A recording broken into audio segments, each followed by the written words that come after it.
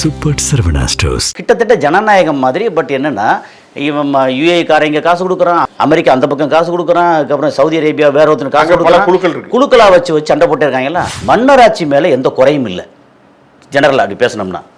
ஆனால் அங்கே ஈராக் அடிக்கும்போது ஈராக்கில் வந்து சதாம் ஹுசேன் வந்து ரொம்ப ஓவராக ஆடிட்டாரு அப்படின்ற ஒரு இது உண்டு. இஸ்ரேலை பிடிக்காது, யாருக்குமே பிடிக்காது இஸ்ரேலை. இன்னைக்கு கரண்ட் நியூஸ் என்னென்னா, யூதர்களுக்கு அந்த ஆட்சியை பிடிக்கலை.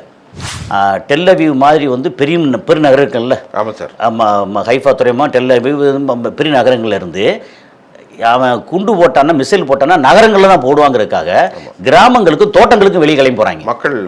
இன்னொன்று, பங்கருக்குள்ளே அவன் அடிக்கும்போது பெரிய அளவுக்கு மிசைல் அடித்தான்னா பங்கர் எப்படி தாங்கும்? ஒன்றும் தாங்காது.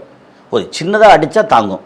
சின்ன இங்கே இதுலேருந்து டொப்புன்னு ராக்கெட் போட்டு அடிச்சாங்கல்ல, ஒரு குழாயில் உள்ளுக்குள்ளே போட்டு அடிச்சாங்கல்ல, அது வந்தால் பங்கர் ஒன்னொன்னு தாக்குறது. எத்தனை வச்சுருங்க? 20 30 அப்படின்னு மிசைல் மட்டும். அது இல்லாமல் அந்த ட்ரோன் இருக்குல்ல, அது 20,000 ட்ரோன் வச்சுருக்காங்களா?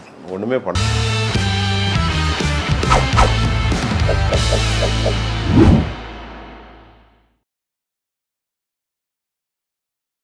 உலகத் தமிழர்கள் அனைவரையும் ஜெம் தொலைக்காட்சியினுடைய சர்வதேச ஒரு அலசல், நம்ம கூட எப்போதும் பேசக்கூடிய முகமுகமாக கதைப்பதற்கு சர்வதேச பகுப்பாய்வாளர், கண்ணியத்துக்குரிய எமது விருந்தினரும் கூட திரு கசாலி அவர்களோடு நான் பேச போகிறேன். தொடர்ந்து நாம் ஜெம் தொலைக்காட்சியில் உலகத்தில் பல நாடுகளிலிருந்தும் பலாயிரக்கணக்கான லட்சக்கணக்கான மக்கள் எங்களுடைய காணொலியை நீங்கள் பார்க்குறீங்க. இன்றைக்கு அவர் நிறைய பேசிகிட்டு இருக்கார், இன்னும் தொடர்ந்து பேசத்தான் போகிறார். இந்த ஈரான் போரில் நாம் பேசப்படாத ஒரு தலைப்பை திரு கசாலி அவர்கிட்ட கேட்க போகிறேன். அதை தான் நீங்கள் இப்போ பார்க்க போகிறீங்க. நிகழ்ச்சிக்கு வந்திருக்கிறார், அவர்களை நான் வரவேற்கிறேன். சார் வாங்க. சார், இப்போது இன்று காலை கூட நான் சில செய்திகளை வார் சம்மந்தமாக கொடுத்தேன். உங்கள்கிட்ட இப்போ நான் கேட்குறது, மத்திய கிழக்கில் பல நாடுகள் இருக்குது. Saudi, United Arab Emirates, Bahrain, Oman, Kuwait, Jordan, Egypt, Syria, துருக்கி எல்லாமே இருக்குது. இவர்கள் ஒட்டுமொத்தமான நிலை என்ன சார்? இப்போது அங்கே சொல்கிறாங்க, இங்கே சொல்கிறாங்கிறாங்க. இவர்கள் அமெரிக்காவுடைய ப்ரோ ஆக்டிவிட்டிஸ் தான். எக்ஸப்ட் ஈராக்கு கூட அமெரிக்காவுடைய ஆள்கள் தான் வைத்துக்கொள்ளுங்க, ஈரானை தவிர லெபனான் வரைக்கும்.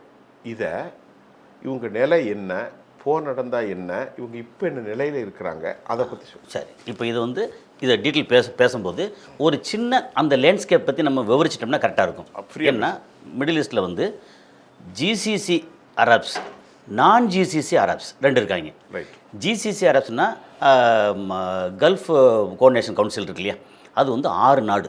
அதில் மேஜர் வந்து சவுதி அரேபியா, மேலே வந்து குவைத்து, சின்ன ஒரு தீவு வந்து பஹ்ரைனு, அதுக்கப்புறம் 7 அமீரகத்தோட கூட்டமைப்பு யுஏஇ, அதுக்கப்புறம் ஒரு நாடு வந்து கத்தாரு, அதுக்கப்புறம் ஓரளவு பெரிய விவசாயம் சார்ந்த நாடு வந்து ஓமான். ஓமானில் விவசாயம் இருக்குது. ஏன்னா வாழைப்பழம். ஓமானில் என்ன விவசாயம்? ஓமானில் நம்ம என்ன விவசாயம் பண்ணால் அத்தனை விவசாயம் அங்கே இருக்குது. அப்படியா? ஆமாம் சார், விவசாயம். அப்புறம் அங்கே பெட்ரோலியம் ப்ராடக்ட் இருக்குது. நீங்கள் ஓமனுக்கு போயிருக்கீங்க? நான் போயிருக்கேன். நான் வந்து துபாயிலேருந்து கார்லேயே ஓமனுக்கு வந்து ஒரு 3 வாட்டி போயிருக்கேன். அந்த மாதிரி. ஏன்னா ஒரு 600 கிலோமீட்டர் தூரம், அது துபாயிலேருந்து ரூபி மஸ்கட்டு 600 கிலோமீட்டரு. நான் வந்து 4 மணி நேரத்தில் காரில் போயிருக்கேன். ஓமனில் நம்ம ஊர்னா இப்போ இந்தியாவில் இருக்கக்கூடிய விவசாயங்கள்லாம் உண்டோ? இந்திய விவசாயம் அத்தனையும் அங்கே உண்டு. அப்போ என்னெல்லாம் உண்டு? இப்போ நம்ம நேர்களுக்கு ஒன்று இன்ட்ரெஸ்ட்டாக கொடுக்கும். வாழைப்பழம், காய்கறி, நெல் பயிர் வந்து ரொம்ப பெருசாக இல்லை, கொஞ்சம் இருக்குண்ணா. இருக்கு. ஆமாம், இது அப்புறம் இதே இப்போ ஓமானில் வந்து நம்ம இந்த பயிர் இருக்குன்னா, இதே ஜிசிசி கண்ட்ரியில் சரியான பாலைவனம், அது வந்து சவுதி அரேபியா. சரி, அதான் ஜிசிசி கண்ட்ரி ஒரு வகைப்படுதுங்களா? அதான் அது இந்த 6 நாடு சேர்ந்தது Saudi Arabia, Kuwait, Bahrain, UAE, Qatar, Oman. இது அவ்வளோ பாலைவன நாடுகளா? ஆமாம். இதில் வந்து ஓமான் இருக்கு இல்லையா, அது வந்து கொஞ்சம் மலை ஏரியாவாக இருக்கும். இங்கே துபாயிலிருந்து, யுஏஇ துபாயிலிருந்து ஹட்டான் ஒரு ஏரியா இருக்குது, அதுதான் வந்து பார்டர், ஓமானோட பார்டர். அப்புறம் ஓமான் வந்து எப்படின்னா, இப்போ இந்த நாடு இப்படி வருதுன்னு வச்சுக்கலேன், அது கீழே வந்து ஒரு கேக்கு மாதிரி அப்படி ரெக்டாங்குலர் கட் பண்ணோம்னா, ரைட்டில் பாதி ஓமான், லெஃப்டில் பாதி ஏமன். ஓகே, ரெண்டும் கிட்டத்தட்ட ஒரே மாதிரி நிலப்பரப்பு, கிட்டத்தட்ட ஒரே அளவு. இவன் பணக்காரன், இவன் ஏழை. ஏமன் ஏழை. ஏழை. அதுக்கு என்ன காரணம்? என்ன காரணம்னா, இவங்க வந்து அங்கே இந்த மாதிரி போராட்டங்கள் தீவிரவாதங்கள் எதுவுமே வந்து ஓமானில் கிடையாது. காரணம் மன்னராட்சி. இது ஜனநாயகம். இது வந்து கிட்டத்தட்ட ஜனநாயகம் மாதிரி. பட் என்னென்னா இவன் யுஏகாரங்க காசு கொடுக்குறான், இவன் அமெரிக்கா அந்த பக்கம் காசு கொடுக்குறான், அதுக்கப்புறம் சவுதி அரேபியா வேற ஒருத்தர் காசு கொடுக்குறான். குழுக்களாக வச்சு சண்டை போட்டு இருக்காங்களா. அப்போ சண்டை போட்டு இருந்தால் யாரும் வந்து இன்வெஸ்ட் பண்ண வர மாட்டாங்க, மக்களுக்கு வேலை கிடையாது, இதெல்லாம் கிடையாது. அது இல்லாமல் ஏமன் அந்த மொத்த ஏரியாவில் ஏமன் வந்து நான் ஜிசிசி அரப் கண்ட்ரி, அரப்ஸாக இருக்கேன். நான் ஏமன் போயிருக்கேன். ஓகே, அங்கே மக்கள் பார்த்தாங்கன்னா அது ஒரு தனி வீடியோவாக போடணும். அங்கே வந்து தினந்தோறும் மக்கள் நம்ம ஊரில் வெத்தலை போடுவோம் தெரியுமா, அது மாதிரி கத் அப்படின்னு ஒரு இலை இருக்குது. ஆமாம், அந்த இலையை 4 மணி நேரம் உட்காந்து சோச்சிட்டே உட்காந்துருப்பாங்க, வேறு வேலையை பார்க்காம. அது ஆண் பெண் அத்தனை, ஐயோ பெண்கள் அப்படிதான், ஆண் பெண் அத்தனை பேரும் கத் அப்படின்னு பேர். கக்குங்கிறது ஒரு புயல மாதிரி அது ஒரு இலை. அது வந்து எப்படின்னா நான் வந்து சாப்பிட்டு பார்த்துருக்கேன். ஒன்றுமே நமக்கு ஒன்றும் தெரியாது. அது ரெகுலராக அப்படியே போட்டு 4 மணி நேரம் போடுவாங்க. அதுக்கப்புறம் வந்து இந்த கனடா ட்ரை அப்படின்னு சொல்லி ஒரு இது இருக்குது, சோடா மாதிரி. அப்புறம் இல்லைன்னா கோகோ கோலா, அது கொஞ்சம் கொஞ்சமாக லேசாக அப்படி வாயில் போட்டு இப்படி வீங்கி இருக்கும். கொஞ்சம் கொஞ்சமாக குடிச்சிட்டு உட்காந்துட்டே இருப்பாங்க. கட்டச்சோரெலாம் உட்காருவாங்க. அங்கே பார்த்தீங்கன்னா ஒரு சின்ன கையிலேயே கூட வந்து காலு கீழே வரைக்கும் இல்லாமல் முட்டுக்கு ஜஸ்ட்டு கீழே வரைக்கும். அப்புறம் ஒரு சின்ன கத்தி மாதிரி வச்சுருப்பாங்க. வச்சுக்கிட்டு ஒரு சின்ன பாய் நான் நிறைய பார்த்தேன். அங்கங்கே வந்து கழுதை உட்காந்துருக்கு தெரியுமா, நிற்கும் தெரியுமா, கட்டச்சோரில் கழுதை உட்காந்து நிற்கும்ல, அது மாதிரி கட்டச்சோரா. ஆமாம், ஒரு சின்ன சோறு உடஞ்சி கிடஞ்ச சோறு, அதில் வந்து ஒரு பாயை விரிச்சு உட்காந்துருப்பேன். ஏன்னு கேட்டால் பக்கத்தில் கத்து இருக்கும், இலை இருக்கும். அதை போட்டு உட்காந்து கனடா ட்ரையோ அல்லது கோகோ கோலாவோ குடிச்சிட்டு உட்காந்துருப்பேன். இது இந்த நாடு. இதை பற்றி தனியாக ஒரு வீடியோ பேசுவோம். ரைட். இப்போ ஜிசிசியில் 6 கண்ட்ரி. அப்புறம் நம்ம ஓமானை பற்றி சொன்னோம். நல்ல ஒரு மலை ஏரியா, மவுண்டன் ஏரியா. அங்கே வந்து அக்ரிகல்ச்சர் இருக்குது. அப்புறம் ஒரு சரியான பாலைவனம் சவுதி அரேபியா. அதில் வந்து ஒரு 10-15% ஏரியாதெல்லாம் மொத்தத்துக்கே வந்து ஒரு ஸ்ட்ரிப்பில் மட்டும்தான் மக்களே இருக்காங்க. மற்ற இடங்கள் மக்கள் கிடையாது, எல்லாம் பாலைவனம். அந்த பாலைவனத்தில் கோதுமை விளைய வைக்கிறாங்க, இப்போ பார்லி விளைய வைக்கிறாங்க. அது வந்து நிறைய செலவு பண்ணி எல்லாம் பண்ணுறாங்க. ஓகே, அந்த கோதுமை தன்னாட்டு மக்கள் தேவைக்கு போக எக்ஸ்போர்ட் பண்ணுறாங்க. நீங்கள் ஓமனை சொல்கிறீங்க, இது வந்து சவுதி அரேபியா. ஆமாம். ஸோ இது வந்து ஜிசிசி. அப்புறம் ஏன் இதை சொல்கிறோம்னா, ஜிசிசி கண்ட்ரி அத்தனையும் பணக்கார நாடுகள். ஜிசிசி கண்ட்ரி மறுபடியும் ஒரு தடவை சொல்லிடுங்க. GCC country Saudi Arabia, Kuwait, Bahrain, UAE, Qatar, Oman. அவ்வளோ செல்வந்தர், செல்வாக்கு மிக்க நாடு. அப்புறம் ஓமான் அப்படிங்கிறது நிறைய பேருக்கு படார்னு புரியாது. ஆனால் அவங்களோட கேபிட்டல் பேரை சொன்னால் டக்குன்னு புரியும், மஸ்கட். ஈஸியாக புரியும், மஸ்கட். இப்போ நம்ம யுஏஇ அப்படின்னா இப்போ அபுதாபி ஓரளவு தெரியுது. ஆனால் யுஏஇ அப்படின்னா துபாய் அப்படின்னா தெரியும். இப்போ நீங்கள் ஜிசிசி கண்ட்ரி சொல்லியாச்சு, ஜிசிசி. அப்புறம் நான் ஜிசிசி அரப் கண்ட்ரி, அதை சொல்லு. அது வந்து இந்த பக்கம் ஏமன் சொன்னோமா, ஏமன். அதுக்கப்புறம் ஜோர்டான், சிரியா, லெபனான், பாலஸ்தீன். இது வந்து நான் ஜிசிசி அரப் கண்ட்ரி. அதில் வந்து ஈஜிப்டும் சேரும். ஈஜிப்ட் வந்து ஒரு பக்கம் ஆப்பிரிக்கனோட சேர்ந்தது, ஒரு பக்கம் இதோட சேர்ந்தது. அதுக்கப்புறம் வந்து மேலே துருக்கி, அது இல்லாமல் ஈராக், ஈரான். இது நான் ஜிசிசி. அதை இப்போ ஈரான் வந்து அரப் கண்ட்ரி சொல்ல முடியாது, அது பெர்ஷியன், பாரசீகம். ஓகே, இங்கே வந்து துருக்கியை வந்து ஜிசிசி இது அரப் கண்ட்ரின்னு சொல்ல முடியாது. அது எப்படின்னா மிக்ஸு, யூரோப் பாதி அரப்ஸ் பாதி மிக்ஸு. ஏன்னா அவங்க வந்து அந்த நுழைவாயில் சொல்லுவாங்க இல்லையா, ரெண்டுக்கு இடையில வந்து நுழைவாயில் வந்து துருக்கி, கேட்வே. ஸோ இது சொல்லியாச்சா மக்களுக்கு வந்து நம்ம பார்க்குறதுக்கு ரொம்ப புரிஞ்சுது. நீங்கள் ஜிசிசி கண்ட்ரி சொல்லிங்க, நான் ஜிசிசி அரப்ஸ். அது இல்லாமல் இப்போ முஸ்லீம் இருப்பாங்க இல்லையா, இதே முஸ்லீம்ஸ் வந்து அரப்ஸ் இல்லாத முஸ்லீம்ஸ் அப்படியே அந்த பக்கம் சூடான், நைஜீரியா, இந்த மாதிரி வந்து ஆப்பிரிக்கன் அந்த பார்டர் இருக்குல்ல, அவங்க அரபில் வர மாட்டாங்க.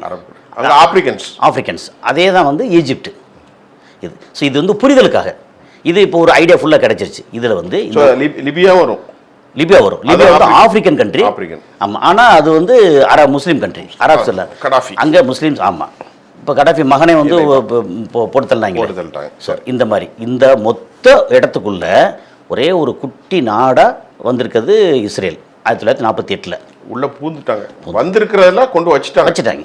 ஓகே, ஸோ இது வந்து அதோட இது. இப்போ அரப்ஸுக்கு வந்து இப்போ ஜிசிசி கண்ட்ரி, நான் வந்து எப்படின்னா அங்கே சவுதி அரேபியாவில் இருந்திருக்கேன், யுஏஇயில் ஃபுல்லாக இருந்திருக்கேன், ஏமன் போயிருக்கேன், ஓமன் போயிருக்கேன், கத்தார் போயிருக்கேன், பஹ்ரைன் போனேன். பட் உள்ளுக்குள்ளே சுற்றியெல்லாம் பெருசெல்லாம் பண்ணி, சின்ன நாடு அது. குவைத்து போனதில்லை, ஆனால் குவைத்து மக்களை நான் சந்திச்சிருக்கேன். ஸோ இப்படி வரும்போது அவங்களுக்கு என்னென்னா மன்னராட்சி மேலே எந்த குறையும் இல்லை ஜெனரலாக அப்படி பேசினோம்னா.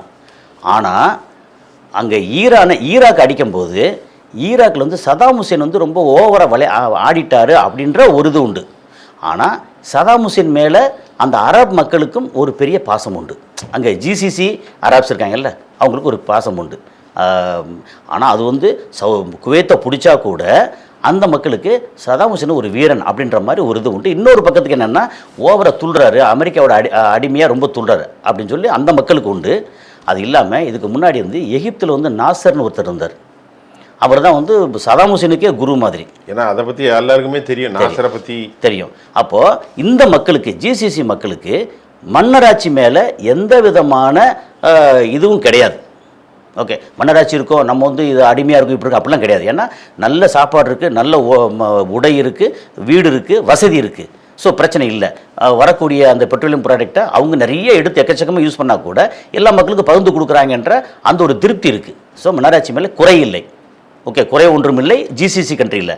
சக்தி பாட்டு மாதிரி. ஆமாம், குறை என்றும் இல்லை கண்ணாண்ட மாதிரி. ஆமாம். இப்போ நான் ஜிசிசி அரப்ஸ் இருக்காங்க இல்லையா, அவங்ககிட்ட பெட்ரோலியம் ப்ராடக்ட் இருக்குது, அப்புறம் எல்லா வசதியும், இது என்ன நிலப்பரப்போ அதே மாதிரி தான் அங்கேயும்.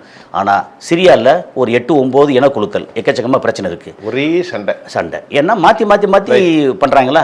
எப்பவுமே தலைவன் வீட்டில் தலைமை ஒழுங்காக இல்லைன்னா கண்டவன்லாம் கையில் எடுப்பாங்க. இப்போ பஸ்ரல் ஆசாத் டிஸ்பிளேஸ். ஆமா, அபு முஹம்மது அல் கோலானி அமெரிக்காவுடைய ஆளு. ஆமா, பல $1 பில்லியன் தலை வைக்கப்பட்டது அமெரிக்காவில். ஆமா, இப்போ கடைசியில் வெள்ளை மாளிகை விருந்தினராக மாறிட்டாரு. ஒசாமா பின் லேடனுக்கும் அபூபக்கர் அல் பாக்தாதி ஐஎஸ் அமைப்புடைய நிர்வாக தலைவர், நிறுவன தலைவர். ஆமா, அது அவரே வந்து அமெரிக்கா கட்டிப்பிடிக்க. ஏன்னா அமெரிக்காவுடைய செல்ல பிள்ளை. ஆமா, ஏன்னா அமெரிக்காவுக்கு எப்பவுமே அவன் தான் காசு கொடுத்து வளர்ப்பான், அவன் தான் அடிப்பான், தேவைப்பட்ட திரும்ப கட்டி அணைப்பான். அதான் நடக்குது. ஸோ சிரியா வந்து அந்த காலத்தில் முகமது நபி காலத்தில் என்ன சொன்னான்னா சிரிய தேசம் அப்படிதான் சொல்லுவாங்க. சிரியாவுக்கு பெரிய மதிப்பு. சிரியா தான் மதிப்பு. ஒரு பக்கம் சிரியா தேசம், இன்னொரு பக்கம் ஏமன் இருக்குல்ல, அதில் ஏடன், ஷாம்னு பேர். அப்போ ஷாம் இன்னைக்கும் அப்படிதான். ஷாம் ப்ராஃபட் முகமதுடைய காலத்தில் சிரியா கிடையாது, அது ஷாம். ஆனால் அந்த சிரியா தேசம்ங்கிற அதுக்கப்புறம் நிறைய சொல்லுவாங்க. ஸோ ஒரு பக்கம் சிரியா, இன்னொரு பக்கம் வந்து ஏடன், இன்னொரு பக்கம் துருக்கி. இது அதுக்கப்புறம் இந்த சைகம் பாரசீகம், இப்படின்னு ஒரு மிகப்பெரிய வந்து ஒரு வரலாற்று இது உள்ளது. அப்போ இந்த இடத்துல இவங்க அத்தனை பேருக்கும் என்னென்னா இஸ்ரேலை பிடிக்காது, யாருக்குமே பிடிக்காது இஸ்ரேலை. இன்னைக்கு கரண்ட் நியூஸ் என்னென்னா யூதர்களுக்கு அந்த ஆட்சியை பிடிக்கல, இஸ்ரேல் ஆட்சியை. பெஞ்சமின் நெத்தன்யாகு, அங்கே இருக்கிற பிரசிடென்ட், ஐடிஎஃப் சீஃப், அப்புறம் அமெரிக்காவோட ட்ரம்ப்பு, ஜேடி வான்ஸு அப்படின்னு ஆரம்பிச்சு யாருமே பிடிக்கல அங்கே இருக்கிற யூதர்களுக்கு. அவங்க என்ன சொல்ற, நேற்று வந்த ஸ்டேட்மெண்ட் அதை சொல்லுங்க சார். என்ன சொல்கிறாங்கன்னா, நாங்கள் வந்து வசதியாக வாழலாம், வசதியாக வளர்க்க பூரா அடிச்சுக்கிட்டு இருக்க. ஆனால் இப்போ அவன் வந்து ஈரான் அவங்க வந்து பயங்கர பெருசாகிட்டாங்க. ஆனதுக்கப்புறம் ஒரு 4 ராக்கெட்டை போட்டு தள்ளினாங்கன்னா, 4 மிசைல் வந்து சேர்ந்துச்சுன்னா நாங்கள் உயிரோடு இருக்கணுமே. இனி இல்லாமல் நாடு எதுக்கு? நாங்கள் வசதி இருக்குது, எல்லாம் இருக்குது, ஆனால் வாழ்க்கை இல்லையே. ஒரே பயம் தானே, பயந்துருங்க. இப்போ என்ன பண்ணுறாங்க தெரியுமில்ல, அது வந்து இது முக்கியமான செய்தி. என்ன நேற்று வந்த செய்தி, டெல்லவிவ் மாதிரி வந்து பெரிய நகரங்கள்ல, ஆமாம் சார், ஹைஃபா துறைமுகம், டெல்லவிவ் பெரிய நகரங்கள்ல இருந்து அவன் குண்டு போட்டான்னா, மிசைல் போட்டான்னா நகரங்களில் தான் போடுவாங்கிறதுக்காக கிராமங்களுக்கு தோட்டங்களுக்கு வெளியே கிளம்பி போகிறாங்க. மக்கள் டிஸ்பிளேஸ்டு. அங்கே அப்படி என்ன ஆகும்னா, கொஞ்ச நாள் வந்து சிட்டியில் மக்கள் இல்லை அப்படின்னா அது வந்து கோஸ்ட் சிட்டியாக மாறும். அவ்வளோதான். அப்போது இஸ்ரேல்காரங்க இப்போ வந்து வேறு வழி இல்லாமல் என்னமோ நடக்க போகுது அப்படிங்கிறது நேற்று வந்த தகவல். அவ்வளோ மோசமாக, அவ்வளோ பயந்து போய் கிடக்காங்க. ஏன்னா அந்த மக்கள் 90 லட்சம் மக்கள் அங்கே இருந்தவங்க, ஒரு 20-22 லட்சம் மக்கள் ஆல்ரெடி வந்து வெளிநாட்டுக்கு டியூவல் பாஸ்போர்ட் இதெல்லாம் வெளிநாட்டுக்கு போயிட்டாங்க. ஒரு 70-75 லட்சம் மக்கள் அங்கே இருக்காங்க. அந்த மக்களும் பயந்து போய் கிடக்காங்க. அவ்வளவு நிம்மதியற்ற வாழ்க்கை. நிம்மதி இல்லை. அது ஒரு நேரம் ஒரு வாரம். நீங்க சொன்னது உண்மைதான். பங்கருக்குள்ளே இருக்க முடியுமா? எவ்வளவு நாள் பங்கருக்குள்ள? சின்ன குழந்தைகள்லாம் அங்கே உயிரோட வாழ மாட்டோமா? இன்னொன்று, பங்கருக்குள்ள அவன் அடிக்கும் போது பெரிய அளவுக்கு மிசைல் அடிச்சானா பங்கர் எப்படி தாங்கும்? ஒன்றும் தாங்காது. ஒரு சின்னதாக அடித்தா தாங்கும். சின்ன இங்கே இதுலேருந்து டொப்புன்னு ராக்கெட் போட்டு அடிச்சாங்கல்ல, ஒரு குழாயில் உள்ளுக்குள்ளே போட்டு அடிச்சாங்கல்ல, அது வந்தால் பங்கர். கொரம் ஷோருங்கிறது ஒன்றுலாம் நேற்று படித்தேன். அது உண்மையாக சார்னு உங்கள்கிட்ட கேட்டு தெரிஞ்சுக்கிறேன். 2000க்கு மேற்பட்ட ஒரே நேரத்தில் பலிஸ்டிக் ஹைப்பர்சோனிக்க ஒவ்வொன்றிலையும் வந்து 2 warheads, each warheads carrying 2 ton 200 kilogram. ஆமாம், இப்படி அடிச்சாச்சுன்னா இஸ்ரேலே ஒன்றுமே இருக்காதுங்கிறாங்க. அவங்க சொல்கிறது வந்து கையில் தயாராக இஸ்ரேலை நோக்கி குரம் Sagar Fatah 1 and 2, Khurram ஷாகர்லேருந்து 4 and 5. ஆமாம் 4 and 5. ஓகே, அதில் 1, 2, 3 வெர்ஷன் 1, 2, 3 வெர்ஷன் இருக்கு. அது வந்து 780 கிலோமீட்டர் அப்படின்னு அதை பற்றி டீட்டெயில் பூரா வந்து நான் அது பிரச்சனை இல்லை, அது நம்ம ஷார்ட்டாக மட்டும் சொல்லுவோம். குரம் ஷாகர் அதில் வந்து சில ஐட்டங்கள் வந்து வார்ஹெட் 1, சில இதில் 2, சில இதில் 5 வார்ஹெட். அதுல கிளஸ்டர் இருக்கா? அதான் கிளஸ்டர், அதான் 5. கிளஸ்டர்னா என்ன குத்துண்டு என்ன சிலர் வந்து சில இதில் வந்து 15 அடையே பாவி அப்படி என்ன. அதில் வந்து பயங்கரம். இன்னொன்று ஃபத்தாங்கிறது வந்து பயங்கரமான மிசைல். அதில் வந்து ஹைப்பர்சோனிக் இருக்குது, குரூஸ் மிசைல் இருக்குது, அப்புறம் பெலிஸ்டிக் இருக்குது. 3மே இருக்காங்க, மூணு வச்சுருக்காங்க. ஏன்னா 3க்கான வித்தியாசம் கூட சொல்லியாச்சு. அப்போது இவ என்ன பண்ணுறாங்க, கிட்டத்தட்ட 1000 மிசைல்ஸ் எல்லாம் மிக்சடாக எல்லா மிசைல், குரூஸ் மிசைல், ஹைப்பர்சோனிக்கு. ஏன் ஹைப்பர்சோனிக் அப்படின்னா, சோனிக்னா சவுண்டு, ஹைப்பர்னா வேகம், அதனால் ஸ்டெல்த். அது இந்த ரேடாரில் சிக்காது. ஸ்டெல்த்னா எதாலையும் கண்டுபிடிக்க முடியாது. அயன்டோம் வச்சாலும் சரி, பேட்ரியாட் வச்சாலும் என்னத்தோட சிக்காது. அது ஸ்டெல்த். அது ஏன்னா ஸ்பீடு, அந்த ஸ்பீடு 20,000 km/h. இல்லை, இவங்க சொல்கிறது வந்து இந்த குரம்ஷா இந்த டைப் இருக்குது பார்த்தீங்களா, அதோடது வந்து மார்க் 13, மார்க் 14, மார்க் 15. அது ஒளியோட 13 13 மடங்கு. ஒளி வந்து 1135 km/h. அப்போ 16,000 km/h. Okay, correct. இது ஆமாம். இது வந்து இந்த ஹைப்பர்சோனிக் வந்து 5 மார்க் 6 மார்க்கு. அப்போ 6,000 7,000 km. அதுவே ஸ்டெல்த்து per hour. தடுக்க வாய்ப்பே கிடையாது. அப்போ என்னன்னா என்ன சொல்றேன்னா, கிட்டத்தட்ட 1000 மிசைல்ஸை எங்கே வச்சுருக்காங்கன்னா, நிறைய மிசைல்ஸ் வந்து இவங்கள இஸ்ரேல் நோக்கி, அதுக்கப்புறம் ஒரு 8 தளம் அமெரிக்கா தளம் இருக்குல்ல, அதில் ஒன்றுக்கு 20-30 எடுத்து வச்சுருக்காங்க. அது இல்லாமல் கிட்டத்தட்ட அமெரிக்க தளம் 13 தளம் இருக்கு இல்லையா, 8 மேஜர் தளம், 8 தானே. அதுக்குள்ள நீங்கள் அங்கே சைப்ரஸ் போனீங்கன்னா அது ஒன்னொன்னுக்குன்னா ஒவ்வொன்றையும் தாக்குறதுக்கா, ஒன்னொன்னு தாக்குறது எத்தனை வச்சுருங்க, 20-30 அப்படின்னு மிசைல் மட்டும். அது இல்லாம அந்த ட்ரோன் இருக்குல்ல, அது 20,000 ட்ரோன் வச்சிருக்காங்களா, ஒண்ணுமே பண்ண முடியாது. அது இல்லாம இங்க இந்த கப்பல் வச்சிருக்காங்கல்ல, அந்த கப்பலை தாக்குறதுக்கு கிட்டத்தட்ட 1000 ஃபாஸ்ட் போட்டு. அது இல்லாம அங்கே ஃபாஸ்ட் போட்டு வந்து நான் அந்த வீடியோ பார்த்துருக்கேன். அதெல்லாம் இது வந்து இதெல்லாம் இருக்குது. என்ன அப்படின்னா, ஆள் இல்லாமல் ஹாலிவுட் படத்தில் பார்த்த மாதிரி இருக்கும். போட்டு வந்து ஃபைபர் போட்டு, அதான் ஜிஆர்பி ஃபைபர் போட்டு சொல்லுன்னு போகும். இவ போய் இங்கே இது பண்ணி விட்டுருப்பாங்க, ப்ரோக்ராம் பண்ணி. ஆள் இல்லாதானா? ஆள் இல்லை, நோமேன் தான். அது வேகமாக அது போகிற ஸ்பீடு வந்து என்ன சொன்னா, கிட்டத்தட்ட ஒளியோட ஸ்பீடு. தண்ணிக்குள்ள ஒளியோட ஸ்பீடெலாம் ஈஸி இல்லை, பயங்கரம். அது போகும்போதே அது வந்து இந்த சிக்னல் இருக்காது ஆக்சுவலாக, அந்த சிக்னல் ஜிபிஎஸ், அதை வச்சு எந்த சின்ன இதுவோ பெரிய கப்பலோ வந்தால் பட்ட பட்ட பட்ட அப்படி திருப்பி அதை அடிக்கிற வேகம் இருக்குல்ல, அதில் வந்து நார்மலாக இப்போ பெரிய இது இருக்குது, ராக்கெட் இருக்குது, ப்ளஸ் வந்து துப்பாக்கி இருக்குது. ரெண்டுமே எல்லாமே ஆல்ரெடி ப்ரோக்ராம் ஆட்டோமேட்டிக்காக வேலை. என்னன்னா அவன் வந்து இந்த மாதிரி ஜிபிஎஸ்ல அது அப்படியே போகும், அதில் சிக்னல் கிடைச்சா சக்கரை அடிக்கும். அப்படி 1000 போட்டு என்ன பண்ண. அப்புறம் நீர்மூழ்கி கப்பல் வச்சுருக்காங்க. அப்போ என்னன்னா, இப்போ இவங்க ஈரான் இவ்வளோ வச்சுருக்காங்கன்னா மற்றவங்கள்ட்ட இல்லையான்னு கேட்டேன்னா இருக்குது. ஆனால் இப்போ ஈரான்ட்டு இருக்கிறதா எங்களுக்கு பிரச்சனையே, முன்னாடி ஈரானில் இல்லை. ஈரான் இவ்வளோ ஒரு பயங்கரமாக. இப்போ எனக்கு ஒரு டவுட் என்ன சார், இப்போ டெமோஹாக் ஏவுகணை வச்சுருக்குறாங்க. டெமோஹாக், ஆமாம். இவங்களும் ஒன்று வச்சுருக்காங்க, பேர் எனக்கு ஞாபகத்தில் வரல. இஸ்ரேல் நேரத்தை படித்தேன், 1967 டெவலப் பண்ணிட்டாங்க. அது நல்ல வல்லமையானது. எல்லாத்த விட இதை கண்டு எல்லாரும் அஞ்சுகிற நோக்கம். டெமோஹாக் வந்து எப்படின்னா, அது வந்து ஹைப்பர்சோனிக் மிசைல். என்னென்னா ஒரே ஒரு டிஃப்ரென்ஸ் என்ன தெரியுமா, அதோட ஆல்டிடியூடு, ரேஞ்சு. அது மேலே இப்போ பூமி இருக்குன்னா, இது மேலே இப்படி போச்சு அப்படின்னா ரேடார் வந்து கண்டுபிடிச்சிடும். இது இப்படி போகும், கீழே போயிடும், இப்படி போகும். ஆனால் அது கிட்டத்தட்ட ஒரு ஸ்டெல்த் மாதிரி தான். உண்மை, அதுதான் ஸ்டெல்த்து. அதான் அந்த ஸ்டெல்த் மாதிரின்னு சொல்ற கூடாது, ஸ்டெல்த் தான். ஸ்டெல்த் ஏன்னா ரேடாருக்கு கீழே போச்சுன்னா பதிவாகும். இது ஸ்டெல்த்துங்கிற 2 வகையில். ஒன்று அந்த ரேடார் கண்ணில் படாமல் போகிறது, லோ ஆங்கிளில் போகிறது ஸ்டெல்த்து. இன்னொன்று வந்து வேகமாக போச்சுன்னா ஸ்டெல்த். 2 அந்த வேகமாக போனாலும் பண்ண முடியாது, அந்த அளவுடைய கீழே போனாலும். டெமோஹாக்கோட அந்த சைஸு, அது அப்புறம் வார்ஹெட்டில் வச்சுருக்கக்கூடிய அந்த அவனுடைய குண்டோட சைஸு, இது எல்லாம் வந்து ரொம்ப ஹெவி. டெமோஹாக் வந்து ரொம்ப பெருசு. அது அமெரிக்கா கையில் இருக்குது. அது சிக்கல் தானே ஈரானுக்கு. ஈரானுக்கு சிக்கல் இல்லைன்னு சொல்லவே இல்லை. என்ன ஒண்ணுன்னா 20 வருஷத்துக்கு முன்னாடி இது எல்லாமே அவங்க கையில் இருந்துச்சு, ஈரான் இப்போ எல்லாம் இங்க வந்து இப்போ இங்கே வந்திருக்கு. அது இப்போ நம்ம இன்னைக்கு ஒரு நேரம் கருதி முடிக்கலாம். இன்னும் நிறைய உங்கள்கிட்ட தரவு மலை போல இருக்கும். நான் அந்த நேரத்துக்காக கண்டெயின் பண்றேன். நீங்களும் நிறைய படிச்சு அது டிஸ்கஷன் தானே. இப்போ நான் உங்கள்கிட்ட கேட்கறது, நம்ம தலைப்புக்குள்ள நிறைய பேசிட்டோம். இப்போ இந்த நாடுகள் என்ன பதட்டம் அதை மட்டும் சொல்லுங்க. சரி, இப்போ வந்து அரபு நாடுகள் அத்தனையும், ஜிசிசி கண்ட்ரிஸ் முக்கியமாக அத்தனையும் பதட்டத்தில் இருக்கு அப்படிங்கிற உண்மை. என்ன காரணம்னா, அந்த அமெரிக்காவோட தளங்கள் பூரா அரபு நாடுகள் இருக்கு. ஈராக்கில் இருக்கு, சவுதியில் 2-3 இடத்துல இருக்கு, கத்தாரில் இருக்கு, ஓமானில் இருக்கு, யுஏஇல இருக்கு, பஹ்ரைனில் இருக்கு, குவைத்தில் இருக்கு, சிரியாவில் இருக்கு, அப்புறம் வந்து ஜோர்டான் சொல்ல வேண்டியதில்லை. ஜோர்டான் தான் தலைப்பு மெயின். அப்துல்லா முக்கியம், அல்-உதைதும் ஜோர்டான் தான். ஆமாம், அல்-உதைது வந்து 10,000 பேருக்கு ரொம்ப இருக்கல, பெருசு வந்து ஜோர்டானோட பெருசு அங்கே பெருசு.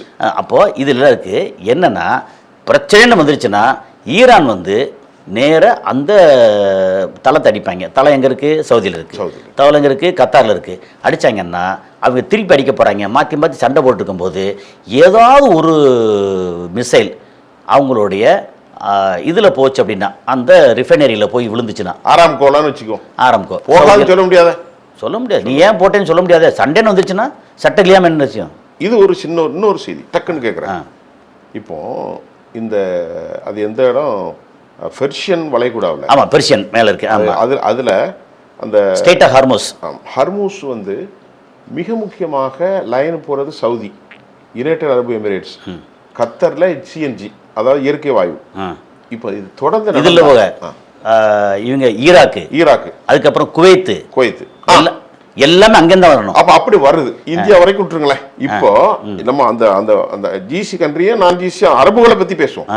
இப்போ இப்படி தொடர ஆரம்பிச்சிருவீங்க 10 நாள், 1 மாதம், 2 மாதம் ஆச்சுன்னா பொருளாதாரம் அப்படியே காலியாயிரும். நம்பர் 1 சிக்கல் வந்து சைனா, நம்பர் 2 சிக்கல் India, number 3 Japan, number 4 South Korea. அத்தனை இதுவும் இந்தியாவுக்கு, சைனாவுக்கு, ஜப்பானுக்கான நேச்சுரல் கேஸு, சவுத் கொரியாக்கான natural gas, and crude oil எல்லாம் வந்து மேஜர் ஐட்டம் எல்லாம் இந்த ஹார்மோஸ் ஜலசந்தி வழியாக தான் போகுது. பெரும் சிக்கலாயிரும். அதில் மொத்தத்துக்கு 33 கிலோமீட்டரு. அதில் ஒரு 8 கிலோமீட்டர் வந்து இவங்க, அது 8 கிலோமீட்டர் ஆழமான பகுதி, அது வந்து ஈரானோட சைடில் இருக்கு. அதுதான் முக்கியம். ஆமா, அந்த 8 கிலோமீட்டர் குறுகள் இருக்கு பாருங்க. ஆமா, சோலோ வாட்டர் வந்து 33, அது ஆழம் கம்மி. ஆமா, இந்த 8 கிலோமீட்டர்ல தான் ஷிப்பு போகணும் வரணும். இதான் முடியாது. அது ரெண்டுமே ஈரானோட சைடில் இருக்கு. ஈரான் தான். ஏன்னா ஒரு நாட்டுக்கு என்ன கணக்கு நாட்டிக்கல் மைல் சொன்னா 12 நாட்டிக்கல் மைல் அந்த எல்லையிலிருந்து கடல் வந்து அவங்களுக்கு சொந்தமானது. இது மொத்தம் 33 கிலோமீட்டர். அதாவது 12 நாட்டிக்கல் மைல் அப்படின்னா 18 கிலோமீட்டர் பக்கம் வரும். அப்போ இந்த 30 வந்து 15 வந்து ஒமான் சைடு, யுஏஇ ஒமான், 15 வந்து ஈரான். அந்த 15 இருக்கு இல்லையா, அதுக்குள்ளே இந்த 8 கிலோமீட்டர் வருது. சரி, இப்போ நீங்க சொன்னதை பார்த்தீங்கன்னா நம்ம தலைப்பு என்ன இன்னைக்கு? அரபு நாடுகளில் ஏற்படுத்த போகும் தாக்கம் என்ன? தாக்கம் என்ன? தாக்கம் வந்து மக்கள் அவங்களுக்கு உண்மையில் பயந்து போய் தான் இருக்காங்க. அப்புறம் அரசுகள் பயந்து போய் தான் இருக்குது.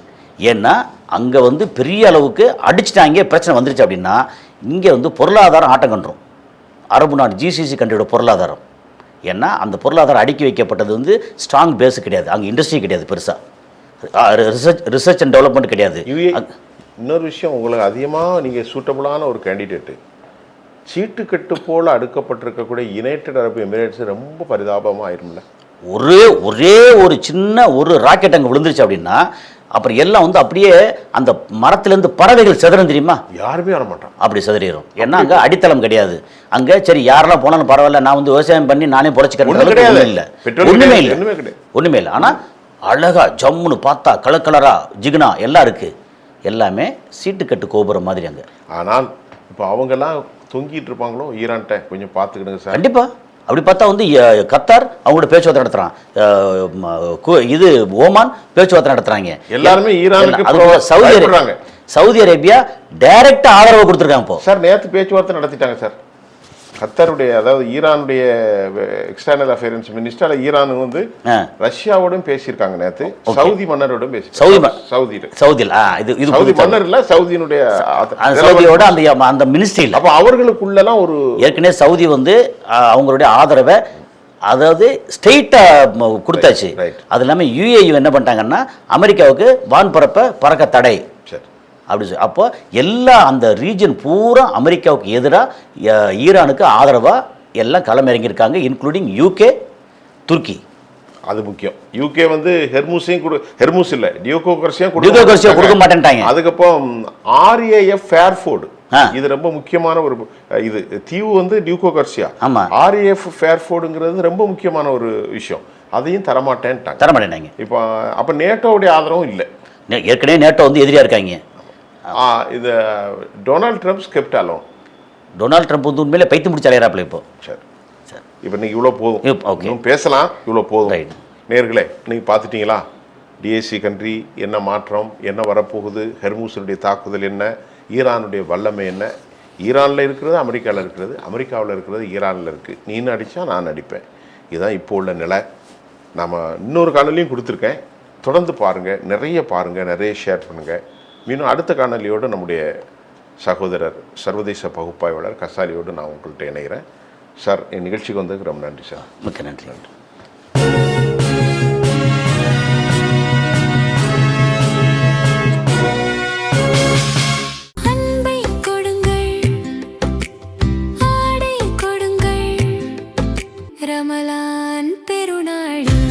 Super Sarvana Stores.